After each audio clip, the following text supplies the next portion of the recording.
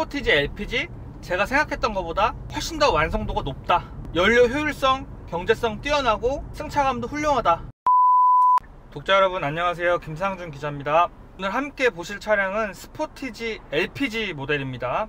요즘에 기름값이 비싸가지고 LPG 모델들이 인기를 끌고 있는데 준중형 SUV, 중형 SUV 시장에 스포티지 LPG가 얼마 전에 나왔죠. 차량을 제가 꽤 오랫동안 타봤고요. 여러가지 느낀 점들을 알려드리도록 하겠습니다. 우선 방금 전에 제가 충전을 했는데 완충을 하니까 516km를 달릴 수 있는 것으로 표시가 됩니다. 큰 거 3칸 정도 충전을 하는데 4만원 정도 들었고요. 그래서 연료가 거의 바닥인 상태에서는 한 6만원 정도?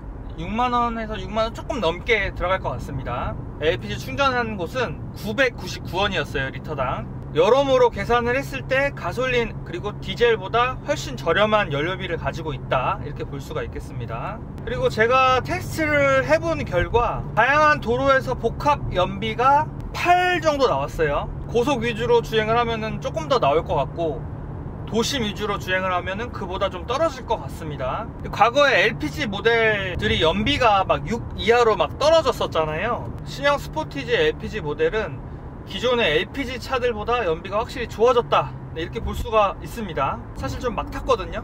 연비를 굳이 막 아끼려고 막 경제적인 운전을 하지 않았음에도 불구하고 8 정도 연비가 나온 거를 보면서 확실히 경제성이 좋아졌다 라고 생각을 했습니다. 유가가 계속해서 고공행진을 하고 있기 때문에 경제적인 부분에 초점을 맞추시는 분들이 많은 것 같은데 그 측면에서 스포티지 LPG는 저는 아주 좋은 점수를 줄 수 있다고 생각이 되고요. 경제적인 부분에 대해서는 굉장히 만족스러운데 차량 자체에 대해서는 나쁘다 좋다 이렇게 표현한다기보다는 최근에 현대 기아차 투싼이나 소렌토나 스포티지나 산타페나 너무 비슷한 이런 주행 질감을 갖고 있다고 말씀을 드린 적이 있잖아요. 투싼하고 주행 질감이 굉장히 비슷합니다. 사실 브랜드가 현대고 하나는 기아일 뿐이지 두 차량의 이 주행 느낌은 거의 비슷해서 브랜드 로고를 가리고 주행을 만약에 한다고 하면은 별 차이를 못 느낄 것 같아요. 근데 제가 과거에 영상에서 한번 말씀드린 적이 있는데 한 브랜드가 비슷한 주행 질감을 가지고 있어야 된다고 제가 말씀을 드린 적이 있어요. 예를 들어서 BMW다 그러면 BMW 특유의 그런 느낌이 있어야 되기 때문에 그게 필요하다고 제가 말씀을 드린 적이 있는데 지금 제가 지적하는 부분은 뭐냐면 다 너무 똑같아요. 정말 쌍둥이처럼 굉장히 비슷한 느낌을 가지고 있어요.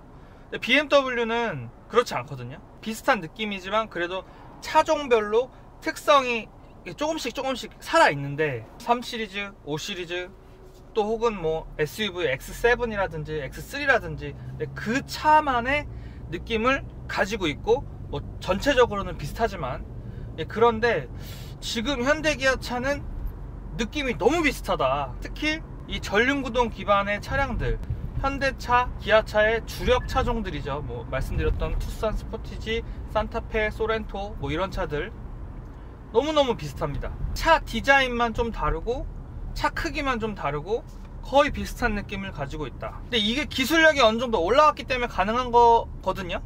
그러니까 기술력은 어느 정도 끌어올려 놓고 그 차들을 비슷한 수준으로 계속 만들어내는 거죠. 그러니까 찍어내는 거죠. 그래도 과거에는 스포티지만의 매력이 있었고 투싼만의 또 매력이 있었고 그랬는데 그래가지고 좀 달랐고 근데 지금은 너무너무 똑같으니까 차를 좋아하는 사람 입장에서는 좀 아쉬운 점이 있습니다. 그리고 그냥 제 생각인데 이 개별적인 차에 대한 애정도도 과거보다 좀 떨어진 것 같아요. 일반 소비자들도 제 생각에 예전에는 막 동호회 활동 스포티지 동호회, 투싼 동호회 해가지고 차에 대한 이런 애정이 굉장히 좀 있었는데 지금은 차들이 천편일률적으로 비슷하다 보니까 그런 차에 대한 애정도 좀 더 식지 않았나. 근데 어떻게 보면 이게 그냥 탈 것, 비히클 이런 개념으로 봤을 때는 그게 맞는 걸 수도 있는데 개인적으로는 좀 아쉬운 점이 있습니다. 왜냐면은 인포테인먼트 시스템이라든지 변속감이라든지 전반적인 이런 편의 기능들도 거의 똑같기 때문에 더 그렇게 느껴진다고 생각이 돼요. 지적은 했지만 완성도는 그 대신 갖추고 있습니다. 정밀한 핸들링을 갖추려고 노력을 했고 승차감도 가족들이 함께 타기에 부드러운 승차감을 조율하려고 노력을 했고 승차감도 투싼이랑 굉장히 비슷하고, 저는 오히려 이 스포티지 가솔린 모델보다 지금 LPG 모델의 승차감은 투싼이랑 좀 더 비슷하다고 생각이 되는데, 그만큼 좀 서스펜션의 그 유연함이 꽤 있어요. 그래서 운전하는 사람도 또 뒤에 탄 가족들도 편안함을 느낄 것으로 예상이 된다 라고 볼 수가 있습니다.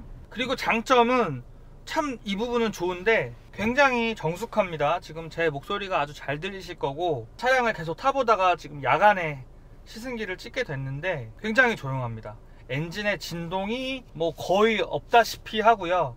제 목소리 아주 또렷하게 잘 들리실 거라고 저는 생각이 되는데요. 일반적인 주행 상황, 그러니까 뭐 2500rpm 정도로 그냥 유연하게 운전을 한다고 하면은, 막 무리하게 가속을 한다고 하지 않으면 엄청 조용합니다. 지금도 뭐 1300rpm, 1500rpm 뭐 이 정도인데 도로 흐름에 맞춰서 속도 내는데 충분한 출력을 발휘하고 있고요. 굉장히 조용해요. 이거 진짜 마음에 들어요. 그래서 가솔린 모델보다 더 조용한 것 같아요. 물론 두 대를 비교를 해봐야 되겠지만은 LPG 모델의 정숙성 상당히 좋다. 앞서 말씀드린 대로 연비까지 좋다 보니까 가솔린 모델을 굳이 살 필요가 없지 않을까?